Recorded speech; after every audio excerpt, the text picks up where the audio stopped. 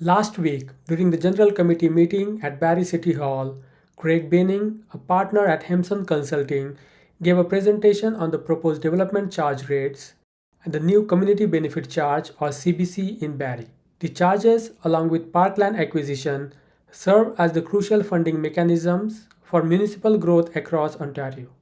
The rates of these charges are derived from forecasted growth patterns in Barrie over the next 2 decades. At this point, the city has identified 6.8 billion worth of capital works. These proposed rates could potentially fund up to over $4 billion, leaving a shortfall of around $3 billion. Charges for single and semi-detached units in the former city boundary area will be approximately $112,000 per unit. Within the same area, the charge for retail uses would be around $608 per square meter, while non-retail spaces would be nearly $355 per square meter. Compared to other municipalities, Barrie's rates currently fall in the mid-range. However, as rate increases phase in, Barrie is expected to climb the ranking. These new rates have become necessary after the Ontario government passed Bill 23, known as More Homes Built Faster Act 2022. New statutory discounts and exemptions are on the horizon due to these legislative changes. This includes exemption for non-profit housing and discounts for rental housing based on the number of bedrooms. Following the presentation, both Salem Landowners Group and One Urban expressed significant concerns about the steep hike in proposed development charges. They challenged the new cost estimation method that assumes a 90% inflation for contingencies and soft cost, deeming it excessive. They urged the city to reevaluate this approach and adjust the final development charge to mirror the actual cost they encounter in their projects, ensuring it adheres to the legislation and it is justifiable.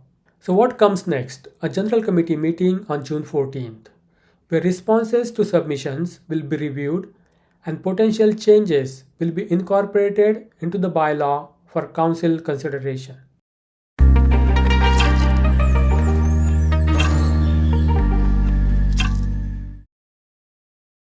The first item on the agenda is the consent agenda. For the consent items, I'll read out the title associated with the recommended motions printed on the agenda.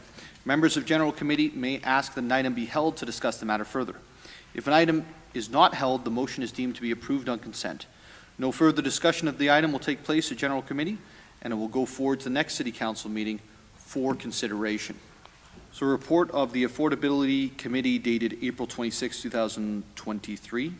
Councillor Harris, can you provide an overview of the matters that were dealt with at that meeting? Right. Thank you, Mayor Nuttall. We had 3 public meetings, and we called the committee to order at 6:04. The first 2 meetings, public meetings, were in Ward 7, and the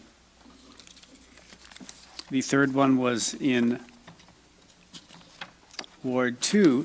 The first meetings, we had modest participation, but the third one, we had 14 members of the community in the chamber. So all meetings were held in accordance with the Planning Act, and we look forward to the further development of those proposals. Thank you, Councillor Harris.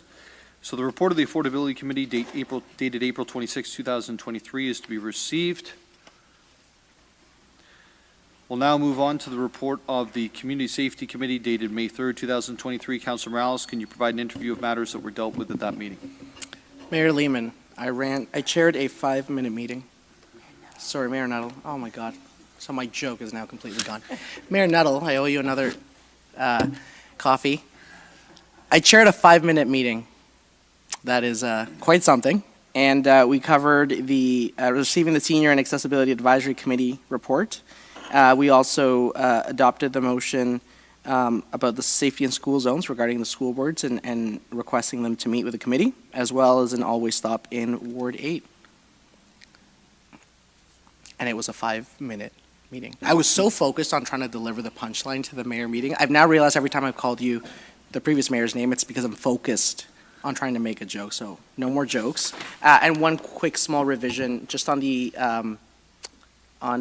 old agenda, it's the old agenda says 6 p.m. start, but it was 6:31, but I believe it's still accurately reflected in the minutes properly, so. Okay, wonderful. So based on that, the report of the Community Safety Committee dated May 3rd, 2023 is to be received. Are there any comments or questions on that? Seeing none, we will move on to CS1 Safety in School Zone, sponsored by Councillor Rietma, Councillor Corser, and Councillor Hamilton. The representatives from the Simcoe County District School Board, the Simcoe-Muskoka District School Board be requested to meet with the Community Safety Committee to discuss pedestrian vehicular safety in alignment with data received by the city in school areas. Are there any questions or comments or a hold on this item? I guess I hold for a comment. Okay, that's held by Councillor Kungle. Investigation Always Stop at Innisfil Street and Marshall Street. This was sponsored by Councillor Harris. The staff in the Development Services Department investigate the feasibility of installing an Always Stop at the corner of Innisfil and Marshall. That's approved. Move on to staff reports. The staff, the Rotary Club of Barrie COVID-19 Heroes Memorial Garden in Sunnydale Park.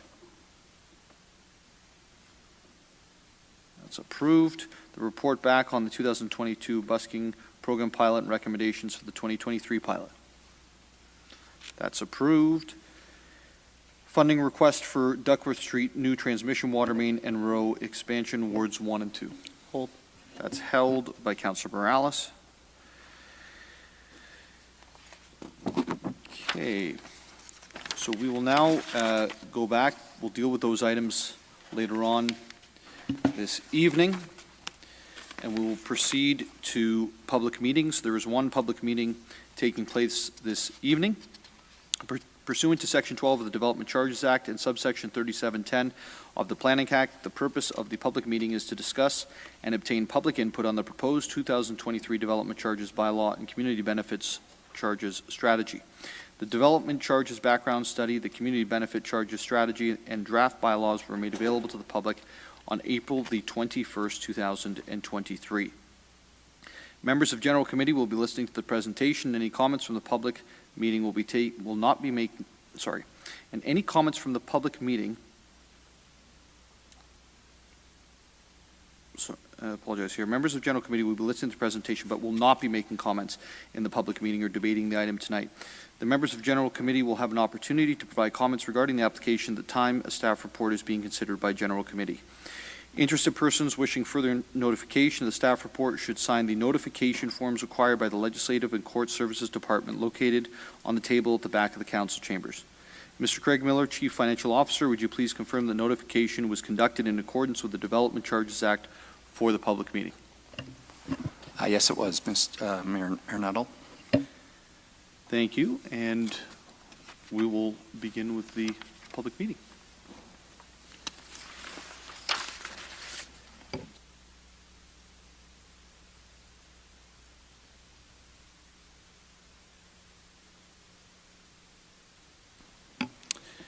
Just before we begin, members of the General Committee, given the topic and content of the presentation, I would like to take a procedural vote to allow Mr. Binning more than 10 minutes to provide his presentation this evening. So all those in favor to extend it past 10 minutes, it's approved. I'll now call upon Craig Binning from Hemson Consulting Limited to approach the podium to provide the presentation. Mr. Binning. Thank you. It's a pleasure to be before Council and the public this evening.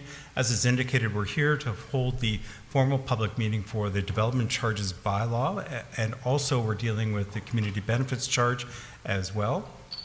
And just to highlight again, the purpose of this meeting is to provide the general public with sufficient information to understand how we've arrived at the proposed new development charge rates, and also give them information and background on the determination of the new community benefits charge. Under the Development Charges Act, we're required to have this statutory public meeting, and it's very prescriptive in terms of what we need to do, and that's why we're holding this, and the background study and proposed bylaw have been released in accordance with the provisions of the legislation. The Community Benefits Charge bylaw itself is less prescriptive in terms of what the public consultation is. It just says that we need to consult, and what we've done is mirrored the development charge consultation process and included it as we've moved through both the informal and the formal consultation process with the public. What I'll do over the next, and I'll try to keep it as close to 10 minutes as I can, is provide you with an overview of the development charges, provide you with that overview of the background study, what we've gone through, overview of the capital program, and then I want to move quickly to show you and share with you the rates that we've calculated, how they compare with your current rates, how they will be phased in under the Bill 23 restrictions, and then also provide comparison with comparable communities. I will then talk about the community benefits charge, provide an overview of that process and how the bylaw will be structured and moving forward. And then we'll just talk about some final next steps. On this slide, what we're providing with you is the three pillars of what I refer to as the growth funding tools. These are the legislative frameworks that are provided to municipalities in Ontario to fund what we refer to as the initial round of capital cost associated with meeting the increased needs arising from that development. Development charges themselves continue to be the foremost key funding tool here. It's the broadest in terms of what it can fund, and it provides the largest share of revenue moving forward. Even under the Bill 23 restrictions and exemptions and discounts, it continues to be a critical tool for funding of development-related infrastructure. On the other side of the screen, when we're dealing with parkland and parkland acquisition and cash in lieu, although we're not dealing with it this evening, it also is important in getting you a tool of acquiring parkland, either directly or getting cash so that you can acquire the parkland. And we'll be dealing with that later in the fall. The middle pillar is the newest of the tools available to you. It replaces the former Section 37 of the Planning Act and provides us with a tool to levy additional charges against what I'll refer to as higher density residential development. And I'll get into some of those specifics as we move into the back end of the presentation. Now just to focus on the development charges. The City of Barrie, being a single-tier city and providing a full range and host of services, we've maximized the opportunities under the Development Charges Act to fund the full range of services. You have two structures to your charges. We have what we refer to as citywide charges, which deals with what I'll call the water supply component largely and wastewater treatment. The linear components of those charges are done on an area-specific basis. Then we have the full range of other services dealing with what we often call general services, things like parks and recreation and library. We also fund waste diversion. We pick up the long-term care costs that are transferred to you from the county. And we have ambulance services and protection services as well. Those are all done and levied on a uniform citywide basis. Then we have a set of charges that apply within the former city boundary, dealing largely with the linear infrastructure related to water and wastewater, and some storm drainage works. And then in the Salem and Hewitt secondary plan areas, there's a set of area-specific charges for the funding of those services. Once again, the linear components of water and wastewater and some stormwater works as well. One of the key starting points of the development charge study process is to look out and say, how much is the City of Barrie going to grow by over our planning horizons? And we've used two planning horizons in the background study. One goes out for a 10-year period for the general services, and then for the engineered services, we look out to 2041. The City of Barrie continues to experience strong growth as it has for decades. We're looking at achieving a population in 2031 of just about 210,000 persons, and then growing to 253,000 by 2041. On the employment side, we're looking at a similar trajectory, starting at about 73,000, moving to 101,000 employees, and then 129 by 2041. These numbers are based on your existing long-term growth scenario review, the Maiden Barrie scenario. We recognize that some additional forecasting has been done in official plan work out to 2051. We are not using that forecast at this time because your master servicing plans are all aligned with the 2041 forecast. Your next development charge study will reflect that 2051 horizon. Lots of numbers on this slide, and every single number here is detailed by pages and pages in the background study in the appendices. What we've got here is a summary of the capital program. The top box deals with the general services plus transit, and this is a 10-year planning horizon, and you can see that we have about $982 million worth of gross costs. However, not all of that is eligible and related to growth, and so we have to make some deductions. We have grants and subsidies totaling about $114 million that need to be removed. We have a benefit to existing cost of about $126 million. That just means that shares of this program are replacing existing infrastructure or addressing existing deficiencies and not related to growth, so we have to remove it from the calculation. The balance of that capital program is related to development, but we need to make some further adjustments. You have about $38.9 million in DC reserves for these services, and so we apply that against the first share of the capital program. And then the share that is related and eligible for funding from development charges is about $452 million. The remaining share, about $250 million, exceeds some of the restrictions under the Development Charges Act and will be considered in subsequent development charge background studies. I won't go through all of the detail on the engineered services, but highlight on the bottom line. We've got a significant capital program of $5.9 billion. Of that program, about $992 million is benefiting existing residents, and so we're required to remove that. Of the remaining amount, $170 million will be funded from existing reserves, and then $3.6 billion is included in the calculation of the rates that I'll share with you in a moment. And then a further $1 billion relates to benefit for growth that will occur beyond 2041 and is related to the roads and related capital program, because there's some significant projects there that will likely provide servicing capacity for that growth out to 2051 or perhaps longer. It will be recovered in subsequent development charge background studies. So in an overall sense, we've got $6.8 billion worth of capital works identified. The rates that I'm going to share with you could potentially fund up to over $4 billion, but unfortunately the Bill 23 will have consequences on the recovery of all of those monies. Then I'm going to move into talk to you about the calculated rates. And in a very simple way, it's taking that amount of capital costs that I just spoke to that was related to development and dividing it by the population and employment growth over the planning horizons to arrive at these calculated rates. You can see that we have rates for the former city boundary area, and for a single and semi-detached unit, it is $111,000, almost $112,000 per unit. As we go to different unit types, for example, other multiples, which is townhouses and row houses, or medium density development, it's about $83,000 a unit. And then we break the apartments into two categories, small apartments being 1-bedroom or bachelor units, and large apartments being 2 or more bedrooms. The charge for a large is $70,000 a unit, the smaller ones $45,500, and then we have special care units which we assume has an occupancy of one person at $35,000. The differentiation in those rates reflects different occupancy patterns. We know that larger single detached homes have more people living in them, so they are assigned a higher share of the capital cost and pay a higher charge. The small bedrooms typically have less than 2 people in them, so they attract a lower charge. And then the other point I would like to make is you can see from the pie graphs, 80% of this charge relates to core engineering infrastructure, which is critical to allow the development of this land to proceed. The Salem and Hewitt charges in those secondary plan areas, it is a little bit higher than what we're experiencing elsewhere. So a single detached unit in that area under the calculated rates would pay $126,000 a unit, and then proportionately lower for the other unit types. But once again, those charges are all about core infrastructure, or largely about that. Likewise on the non-residential rates, and we have both retail and non-retail rates.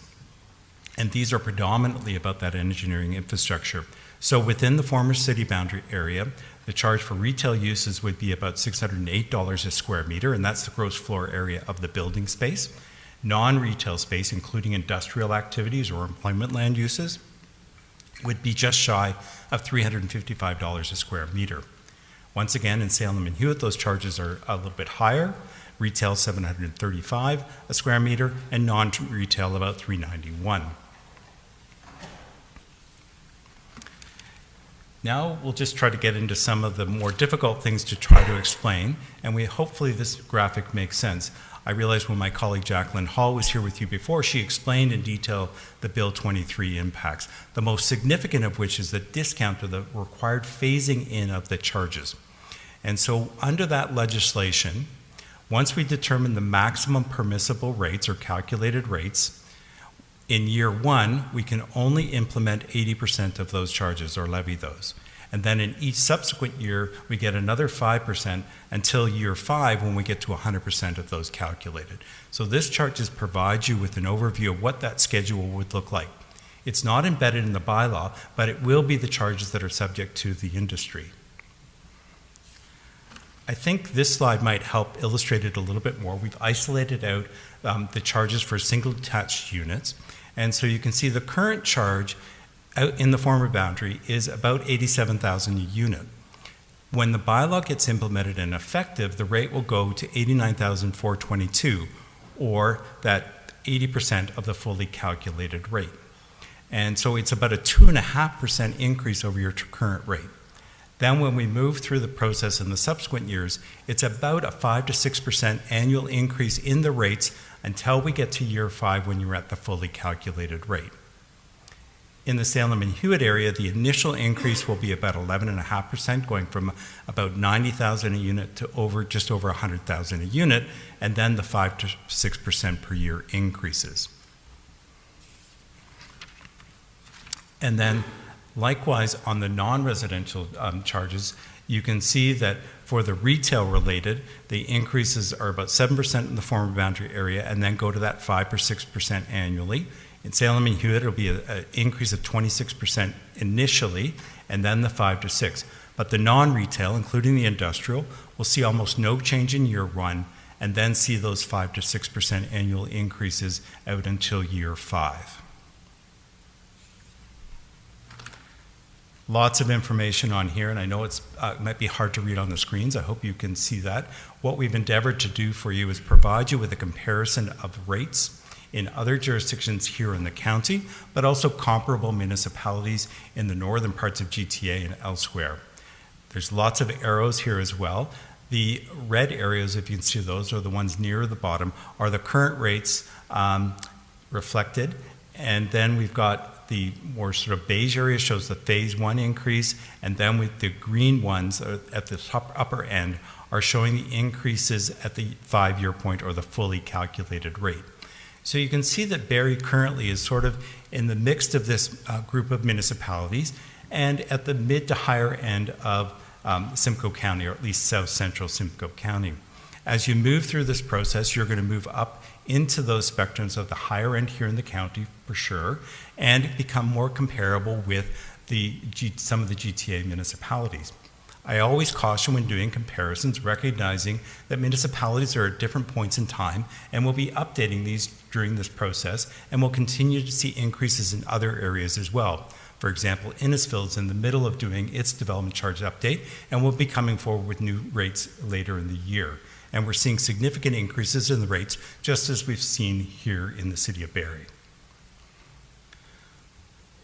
I also then have a comparison of the retail rates, and you'll see a comparable shift in changes. You're sort of in the middle of the pack now. You will start to move up that spectrum as you move through the phase-in of the increases. Unfortunately, we didn't compile together the non-retail or the industrial rates. We'd be pleased to put that information together and provide it as part of the staff report. For the next one, I think I can say that because your industrial rates are at about half of your current retail rates, the shift won't be as dramatic as other jurisdictions will have higher charges related to those various types of built form of the non-retail type. Some policy changes that are being brought forward in the bylaw. There's some new statutory discounts that are required because of the legislation, those for the mandatory discounts. We still do not have the direction from the province through legislation in terms of what the affordable and attainable exemptions and discounts will be. It may be the fall until we see those. It will supersede whatever's in the bylaw and will become applicable. We've got the exemptions for nonprofit housing, which will be in effect immediately, discounts for rental housing based on the number of bedrooms within that, and the bylaws now can last up to a maximum of 10 years where it used to be 5 years. On the non-statutory discount and exemption side, those are at the discretion of council. Non-profit institutions for institutional uses, and one accessory building to an existing industrial building is charged at a lower rate. The proposal is to remove that 40% discount for certain targeted services, and then there's some other minor administrative changes. And also we have the removal of the Whiskey Creek area specific DC, which I could have mentioned earlier on. That's no longer necessary, and the works have been incorporated into other areas. One other area that we were just asked to incorporate and reference in is what are the impacts of Bill 23. What we're showing here is just simply the impact of that 5-year phase-in or discount on the rates. The revenue loss associated with that is 10%, or about $125 million. We have not included in this estimate the exemptions for the affordable and attainable housing, because we don't know the rules around that, for the discounts for rental, and some of the other associated ones. But based on my experience elsewhere, we could expect another revenue loss of between 5 and 10% associated with those other statutory exemptions, including those in Bill 23. And that's important in the context of what's going on now in terms of the audits and whether and how the province will keep municipalities whole with respect to these consequences of Bill 23. Now I'd like to just spend a few minutes on the new community benefits charge. Once again, this is a revision to Section 37 of the Planning Act. Section 37 of the Planning Act was what we used to refer to as density bonusing. So if a landowner had a site and it was zoned for, say, 10 stories and they really wanted to build 20 stories, if they came to the municipality with that request, you could grant it on the condition that they made some additional contributions to you to cover off the community impact of allowing that increased height and density. That has now been replaced with what is a broader tool, but has a cap to it. The tool now can apply to any building that's 5 or more stories and has 10 or more residential units. And the charge is capped at a maximum of 4% of the land value on the day before the first permit is issued. So no longer is there any reference to getting increased height and density on the site. In that respect, it is a broader based tool, but the 4% cap is very real, as the height and density bonusing used to collect more money than that when compared to land values. In addition, the CBC allows us to fund a broad range of tools. Critically, it still has to be related to development, and there has to be that nexus between what are the increments and the incremental impacts of higher density residential built form on the community. But we can fund a range of things, including what was in the development charges study, as long as we're not funding the same share of projects, and for other services that are not eligible for funding under the development charges. So we're looking at things like servicing studies, parking, which used to be eligible under the DCs, is no longer, housing, including affordable housing, parkland projects, including acquisition of parkland and development parkland, above and beyond what you're getting from development charges and what you'll get from parkland dedication or cash in lieu. And other growth-related initiatives that you're not funding through those other tools. We, in the strategy itself, working together with city staff, we identified a number of projects that we felt related to increased needs arising from this type of built form. We had an entire capital program of some $552 million, but not all of that is related and eligible for funding from the CBCs. Once we make all of the discounts and adjustments for it, in our opinion, about $182 million is potentially related to incremental needs arising from these buildings that are 5 or more stories and 10 or more residential units. I don't want people to get too excited to think that that's going to be a big pool of money that you generate. But because of the 4% cap and because of the land values, our estimate is over this 10-year planning horizon, you'll probably generate somewhere around $6 to $7 million in CBC revenue, far less than what the needs prescribe, but it does give you a source of money to meet the incremental community needs around these types of building forms. Just to touch on a couple of implementation matters, you need to impose a bylaw to levy these charges. The bylaw itself is appealable to the Ontario Land Tribunal, similar to the development charges. You'll need to structure a special account for when these monies come in. One of the requirements is that every year the city makes to make a determination of spending or allocating 60% of the monies in the special account for the kinds of works outlined in the strategy. You need to identify 3 appraisers because there's an appeal mechanism if a developer disagrees with the charge being and feels it offends the 4%. You need to have appraisers listed and ready to make those appraisals in the dispute mechanism. And you have to have an annual report, not dissimilar to what you already do for the development charges, showing the money you've collected, the money you've spent, and how you're allocating the funds moving forward. What we proposed in the background study, or in the bylaw itself, I should say, and this is consistent with the majority of municipalities, is the rate will be structured around the 4% cap. So any specific development that comes in will be subject to a CBC equivalent to 4% of the land value on the day before the first permit is issued. The importance of that is that reflects the highest and best use of that site under the application and reflects the highest value of that land. We've structured the bylaw so that the developers themselves will be responsible for providing that appraisal, and then there's, as I indicated, dispute mechanisms throughout the process. Just to wrap up my presentation with some next steps, today is obviously the formal public meeting. General Committee on June the 14th. We've already received some submissions, some of which we were provided in advance. Some of, I think, we may have even come today. We will work with city staff to respond to those and bring back any necessary changes to General Committee and ultimately Council, incorporated into the bylaw for your consideration. And just once again, the Parkland Dedication Bylaw update will come in the fall once the Parks Plan is complete. And that's the end of my formal presentation. Thank you for your presentation this evening. We'll now move into the public comments portion of the public meeting. We'll begin with in-person comments. I'll now invite members of the public to approach the podium to provide your comments. Please begin by stating your name and address for the records. Are there any members of the public in attendance who would wish to provide comments this evening? Do a second call. Third, seeing as none, we'll move to the virtual participants. If you are registered to speak for this public meeting, use the raise your hand function or press 9 on your phone to raise your hand and 6 to unmute yourself. I'll ask that once a member of the public has joined the virtual meeting to speak, begin by stating your name and address for the record. I'll now invite Robert Howe of Goodman's LLP to provide comments.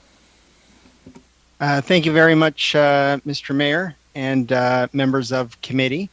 I'm not going to take up very much of your time at all this evening. I represent the Salem Landowners Group, who are developing the lands in the Salem community at the south end of the city. And I'm just going to make some very brief comments regarding the development charge only. I want to start by acknowledging the efforts that staff have made in the context of this development charge bylaw update to provide information and to provide it to us earlier than in the context of previous updates. So we have really been engaged with staff since January of this year, and we do appreciate the efforts that staff have made. And it gave us an opportunity to ask questions about some of the information, the technical information that went into the calculations. It allowed city staff and consultants to make some adjustments to the calculations to correct some errors or other adjustments that we'd requested, and we appreciate that. And it also allowed the landowners and their consultants to understand better the rationale for certain of the projects that were included in the development charge calculations and some of the estimates. We still have some outstanding questions and concerns that are attached to a detailed letter that I submitted. I won't go into that because much of it is very technical. We are hoping that staff and the city's consultants will respond to those questions and concerns, and where appropriate, make adjustments to what's proposed based on our comments. The Salem landowners want the right development charge that complies with the legislation, but again, we are very concerned about the level of increases that are proposed. The overall citywide charge is increasing by about 30% in total, and the area-specific development charges for the Salem and Hewitt's areas are increasing by about 100%, very large increases. We think those increases relate largely to a new methodology that staff have adopted relating to estimating costs, where the costs are estimated based on very current information, but then there's an assumption that those costs then need to be inflated by about 90% to address soft costs and contingencies, and we just don't think that's reasonable. That type of increase would be appropriate for projects that are conceptual in nature, that don't have a lot of design work done, but not for projects across the board. And in the Salem landowners' experience, when they're building their own projects, the costs assumed are not in line with the costs that the landowners are seeing. So in conclusion, we're urging the city to reconsider that approach before finalizing the development charge. And again, we would request that the city and staff and their consultants look at the detailed questions that we've submitted. And we're hoping that we can work together over the next few weeks to resolve those concerns, and that the final development charge that's adopted by the city is one that is reflective of the legislation and is reasonable. So I thank you for your time this evening, and those are all of my comments. Thank you, Mr. Howe, for your comments this evening. I'll now ask for Alexander Soriano of Aird & Burles LLP to make your comments. Thank you very much, and good evening to the Chair, Mayor Nuttall, and members of General Committee, and good evening to City staff as well in attendance today. My name, as the Chair has noted, is Alexander Soriano, and I'm of the law firm of Aird & Burles LLP. I'm speaking this evening on behalf of my client, 440 ESSA Development, Inc., also known as One Urban. One Urban is the owner of 440 ESSA Road in Barrie, which they are proposing to redevelop as a 9-story mixed-use building, which will contain 262 purpose-built rental units, of which 39 are to be secured as affordable dwelling units. And as well, it will include 1,070 square meters of ground floor commercial space. Now, the ESSA Road development was approved back in 2022, and because it is a purpose-built rental project with a significant affordable housing component, City Council also approved to include this development as part of Barrie's Community Improvement Plan Affordable Housing and Redevelopment Grant Program, which is also known as the CIP. Now, on May 4th, 2023, we submitted a letter from One Urban to the City, providing our clients significant concerns with both the proposed development charges, background study and bylaw, as well as the community benefit charge strategy and bylaw that staff released for public consultation. Tonight, I want to focus my submissions on One Urban's concerns with respect to the proposed CBC bylaw, and which we submit has the potential to have significant impacts on rental and affordable housing developments like the one my client is proposing on ESSA Road. So as currently drafted, and as we heard in the presentation, the CBC bylaw will apply to all developments that add 5 or more stories and 10 or more residential units. So if approved in its current form, the CBC bylaw will result in a significant additional levy on developments that have already received approval from City Council, but that have not yet obtained a building permit. This includes developments like my client One Urban's rental project at 44 ESSA Road, again, despite the fact that they were approved well before the CBC bylaw was ever contemplated, let alone brought into force. It's also important to note that the approved CBC bylaw would also capture developments that were previously excluded from the application of the former Section 37 height and density bonusing policies in the Barrie official plan. One Urban's project is one such case where Council did not impose Section 37 bonusing conditions as part of its approval, and that's because Council determined that those Section 37 bonusing did not apply based on the city's own policies. And notwithstanding that, it would now be caught by the CBC bylaw as proposed. Now, the Planning Act was specifically changed to replace those sections, Section 37 bonusing powers, with the CBC levy, and it's both unreasonable and unfair to now require a community benefits charge where density bonusing was determined by Barrie's own official plan to not apply. Now, finally, and I think most importantly, the ESSA Road development is part of the city's CIP program, which the purpose is to promote and incentivize the development of purpose-built rental and affordable housing units in Barrie.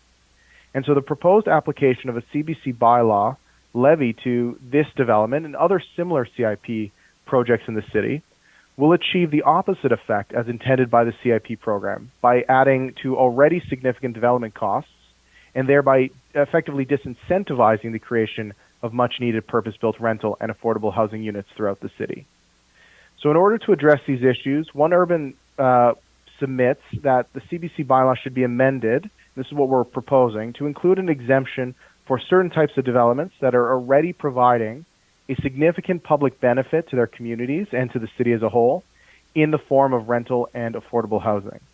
And in particular, we are recommending that the CBC bylaw should include provisions exempting developments that have already been approved by the city for inclusion as part of the CIP program.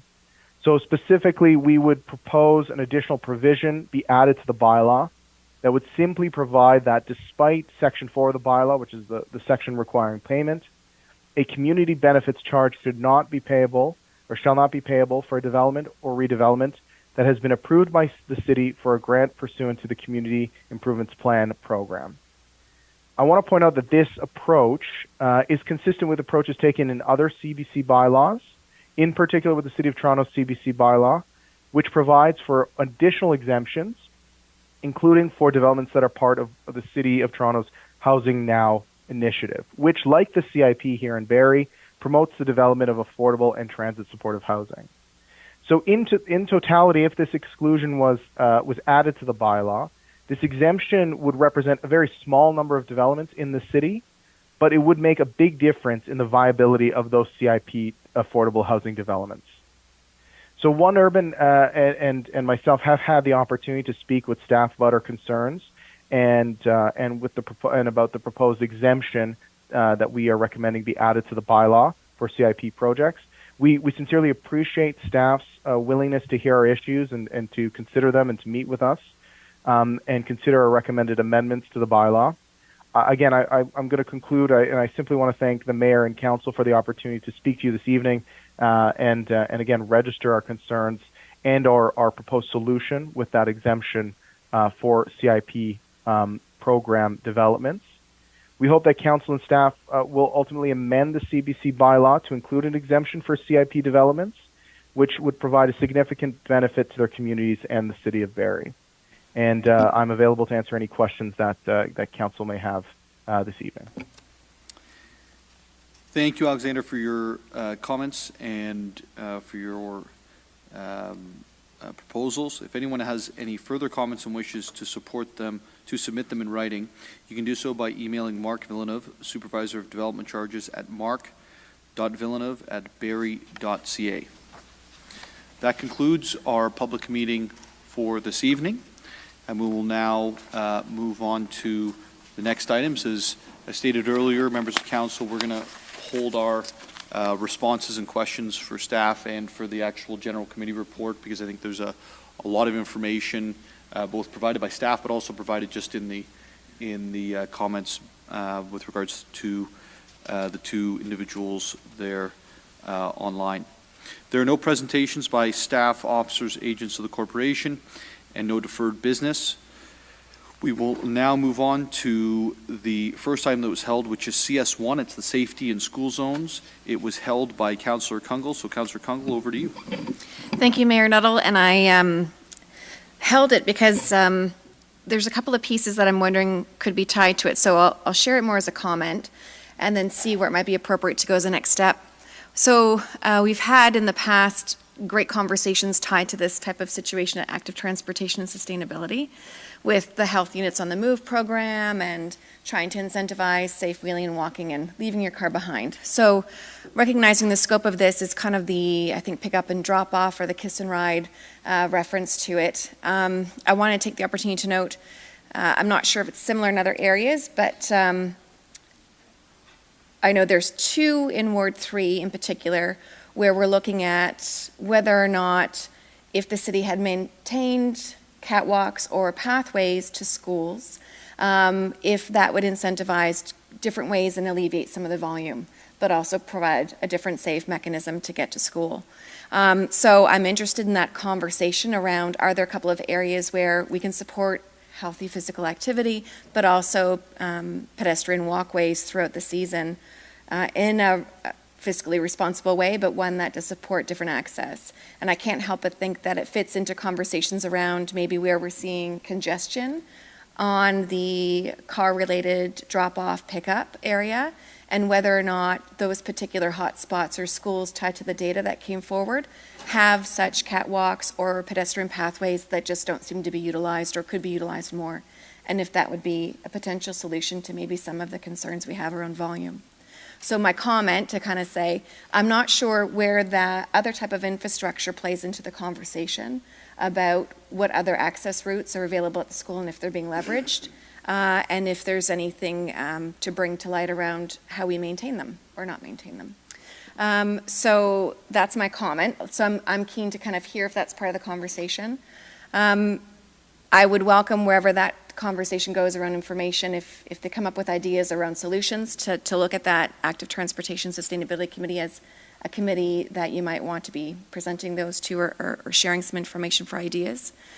And then lastly, in more of a redirection to staff, was wondering about, in reference to the document, it talked about data that came forward, and I couldn't recall where that data was shared or where it's accessible, and if that data would have included things around if pedestrian access ways were considered as part of other options for basically getting kids to school safely.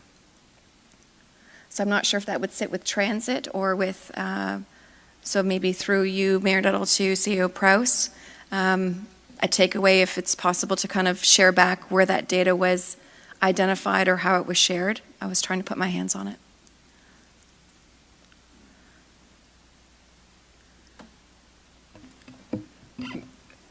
Through you, Mayor Nuttall, to Councillor Kungle. So there is lots of data that's surrounded, and I'd have to kind of go back and take a look at what was presented, and is there something specific in terms of the data that you were asking about, or just you just want kind of... So clarity and reference, so data is referred to in the document that's attached to the item tonight, but I didn't see anything additional or specific, so I'd be keen to put my finger on that reference. Through you to Councillor Kungle, I would just note, Councillor Kungle, that is an item for discussion. It isn't part of a staff report, so I think we'd have to go back and try to identify what the movers of the item were referring to as it relates to that data, and then perhaps we could share that with you. That would be great, thank you. Councillor, there's three sponsors to this motion. Councillor Hamilton, do you want to jump on the data? Sure. Yeah, I think, I mean, as Ms. Banfield noted, there's plenty of data out there, right, that we've heard that there's issues with this. So I think the whole motion here is really to initiate the dialogue so we can explore the data, we can work with school boards to come up with solutions. So I hear you, and I think we're happy to provide the data that exists in a meaningful way, but I think that's the whole point of having this conversation and the motion that's on the floor this evening. That's great. If it's out there, it'd be great to have it circulated in advance if possible. I know there was other data through a small pilot program working group too that actually did some surveillance on certain schools. So whether or not that's included would be great. Okay, thank you, Councillor Hamilton. Sorry, can I just clarify then, you're wanting access to that data before we move ahead with the dialogue? If there's data that's there that's just available and already public facing, if you could point me in that direction. But if you're pulling the data into that meeting and then looking at identifying it, I'll wait for it. But I believe there might be something historical tied to the school safety program and some of the kiss and ride evaluations. So if there's something pre-existing, that would be great as well.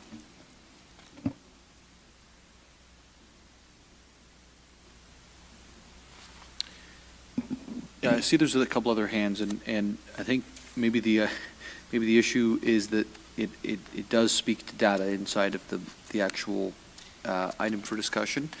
I know that there has been data from the police department. There's been data that the school boards provided in the past. So, Ms. Benfield, if we could maybe in the next, we have 2 weeks, I believe, get the data together.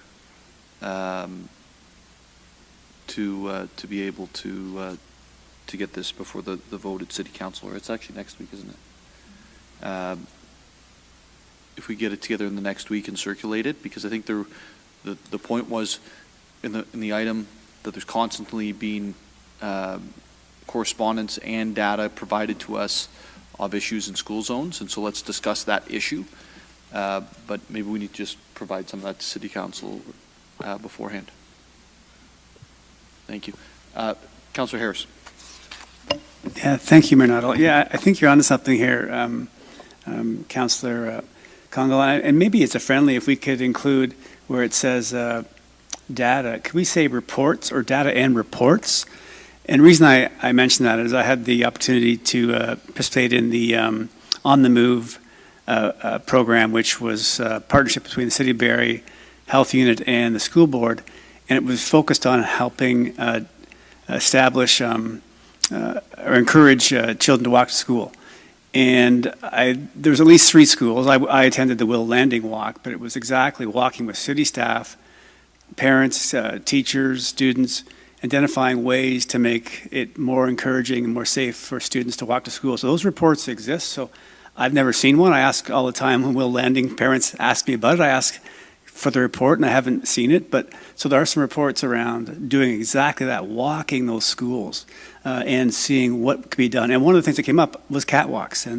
And I don't know about urban design, but I would have to imagine one of the reasons they made catwalks or walkways was to make access to schools easier. So, and I think also last term, the Accessibility Committee passed an item for discussion to review winter maintenance on city walkways as an accessibility issue.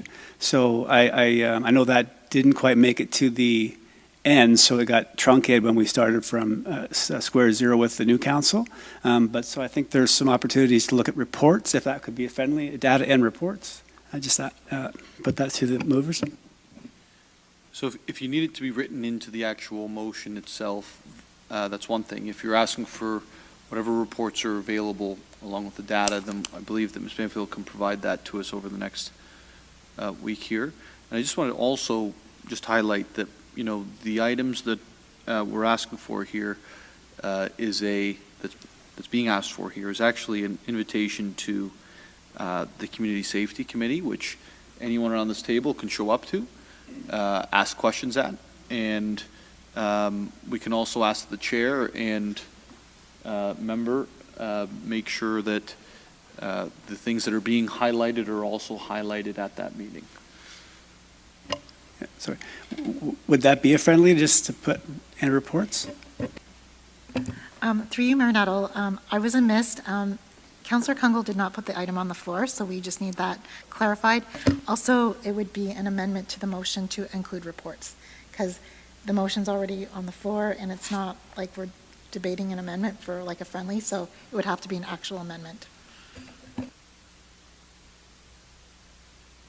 So so first of all, Councillor Kungle, could you put on the May I floor? put the item on the floor? Thank you. Yeah, absolutely. Good thing we have the clerk here. Secondly, Councillor Harris, you're just asking that it be data and reports?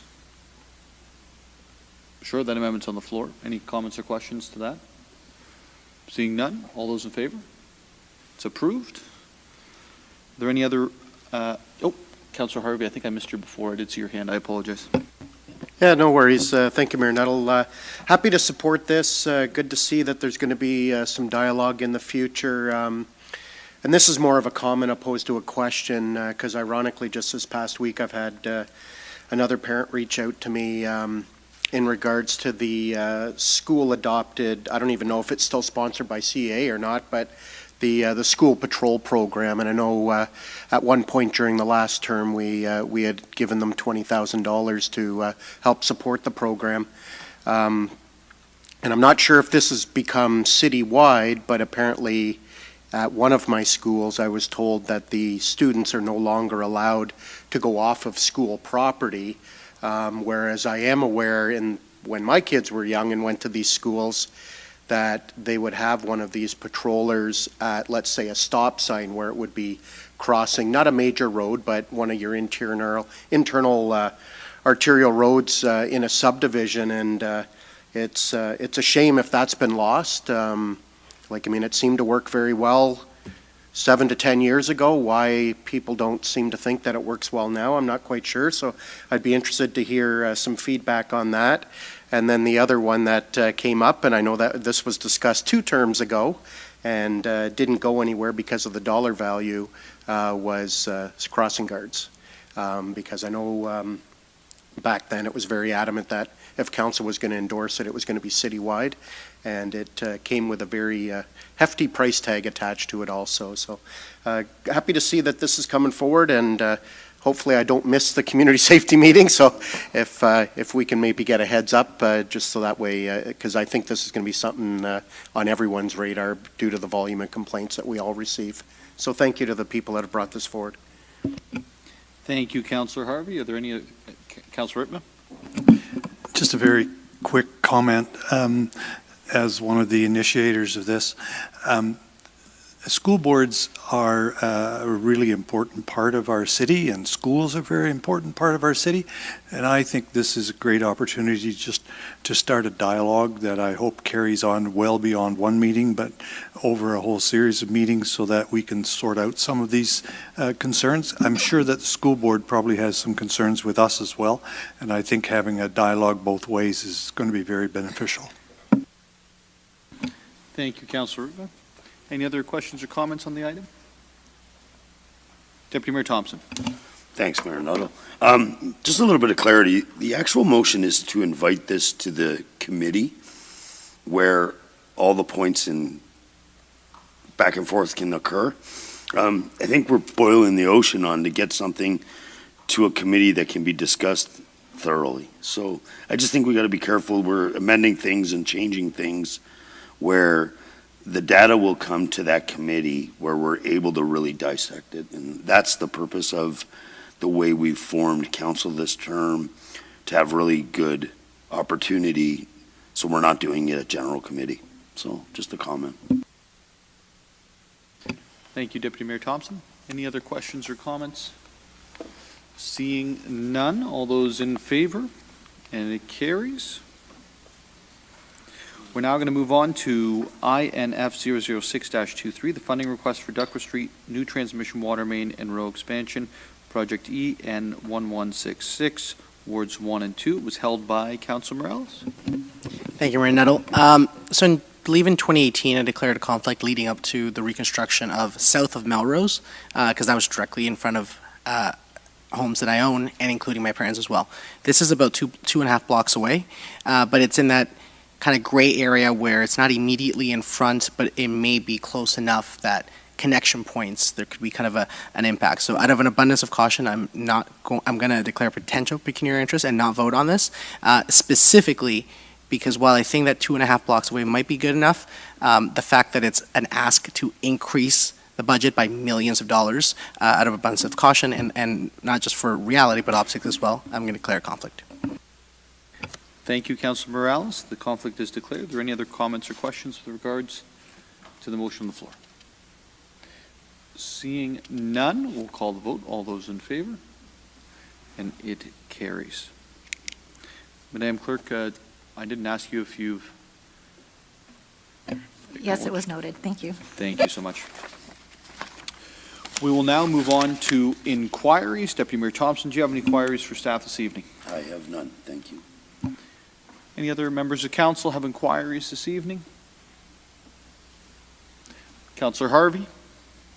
Yeah, thank you, Mayor Nuttall. And I'm not sure who to direct this to, because I'm not sure if Dave Ferrari's on the line or not, but I have had a couple calls just about street sweeping and kind of where we're at, because I know we rotate each year from east to west or north to south, which end they start at. So just wondering if we could get a short update as to where we are with the street sweeping. Your Worship and members of General Committee, if you would like to check with Barrie webpage, Insight, all of the maps and the updates are on the city's website, and they're updated on a regular basis. So we typically start around the source water protection areas and the downtown BIA, and then work our way around the city. So If they simply want to check the city's website, the maps should be up there with the schedules as well. Thank you, Mr. Great, Fryer. thank you. Any follow-up there? No, that's it. That's great. Thank you. Wonderful. Seeing no other inquiries, we will go to announcements. Deputy Mayor Thompson, do you have any announcements? I have none, thank you. Are there any other announcements around the table? Councillor Kungle? Thank you, Mayor Nuttall. One announcement, Communities in Bloom, the online free registration to participate this year is open and on the City of Barrie's website. Hoping businesses, residents, and our little ones take the opportunity to submit photos and identify your participation. So looking forward to that, and if you're out preparing your garden, the theme this year is the color purple. Thank you. And I will now go to Councillor Negussi. Thank you, Mayor Nuttall. We have a memorial run for our fallen OPP officer, Craig Pershella. Memorial run will be on May 13 at 1 p.m. It's a 5-kilometer walk/run, and it's untimed. Registration, go to www.events.runningroom.com. I, Mayor Nuttall, and some of your councillors will be there, and please come and join us and organize it. Thank you. Thank you, Councillor Negussi. Are there any other announcements? Councillor Corser. This Friday, the Barrie Native Friendship Center is proud owners of a new TP, and they would like they would love for residents to join them at Sunnydale Park Friday, May 12th from 10 a.m. to 12 p.m. for a community engagement gathering to check out their new TP, meet with their staff, and learn about programming, events, and supports provided through the Barrie Native Friendship Center. And love to see you there. Thank you, Councillor Corser. Any other announcements?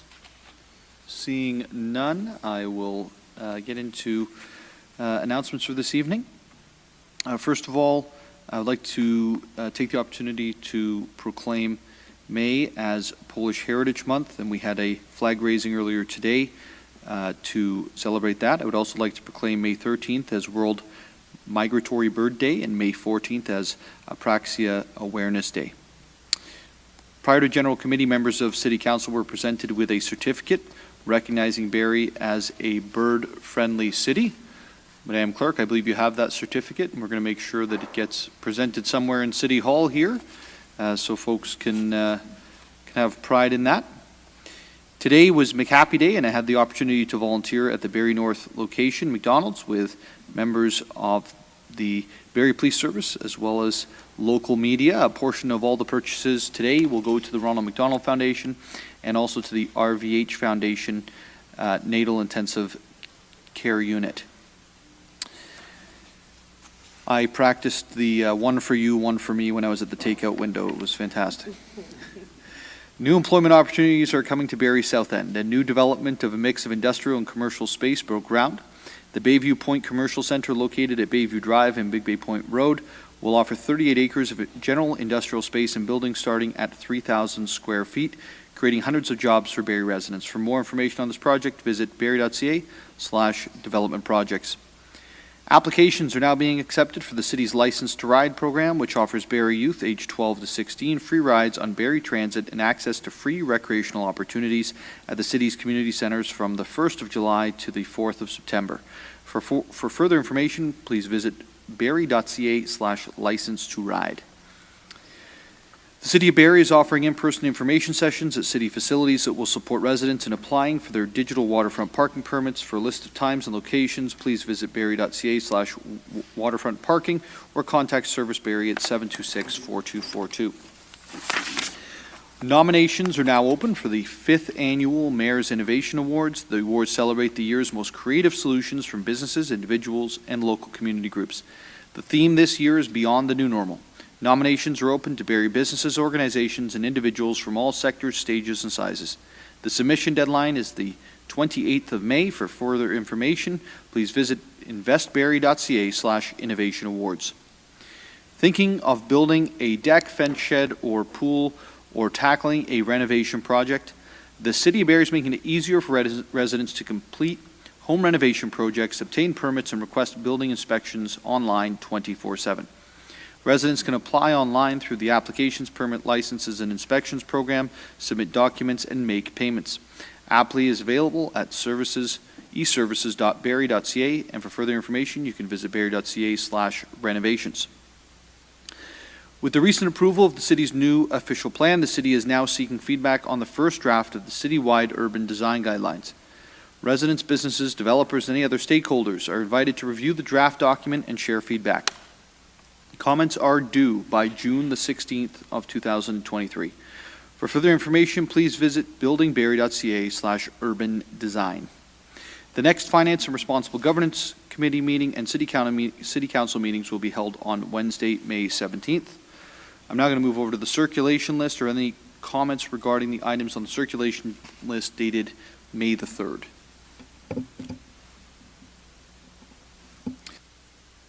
Seeing none, and how about May the 10th? Councillor Kungle. Just a brief comment specific to, I think, the proclamation of the World Migratory Bird Day. And while we did receive a certificate around our participation, I thought it would be important to recognize that several city staff members were pivotal in actually us qualifying and validating content related to qualifying to be the 15th municipality to become bird friendly. So I do want to acknowledge our building department and Parks and Forestry and other operations that we showed up very well in that because of progressive policy related to just how we build in our environment, but also the protection of our natural heritage. So thank you to staff.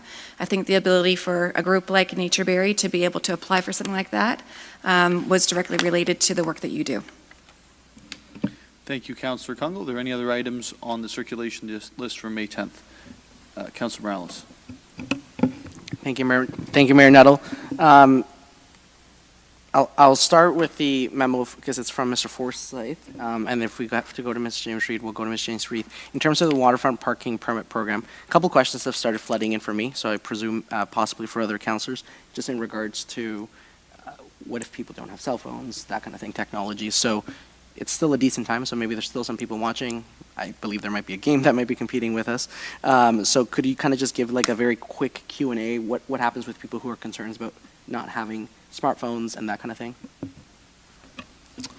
Through you, Mayor Nuttall, to Councillor Morales. If an individual does not have a smartphone, they can actually contact Service Barrie, come to Service Barrie, provide the proof of residency, and they'll actually set them up directly in the app for them. They also have the opportunity, if they do have internet access, to set it up through a website. So for clarification, anybody at home who is following that, and I know the media is here present, so hopefully this can get out there.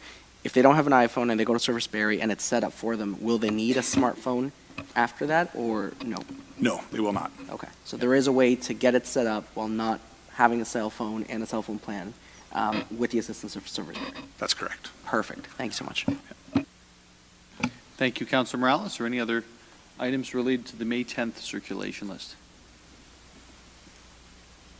Seeing none, this completes our work for the General Committee meeting this evening, so we're going to adjourn at 8:08 p.m. Stay tuned for more updates from Barrie City Hall. Thank you.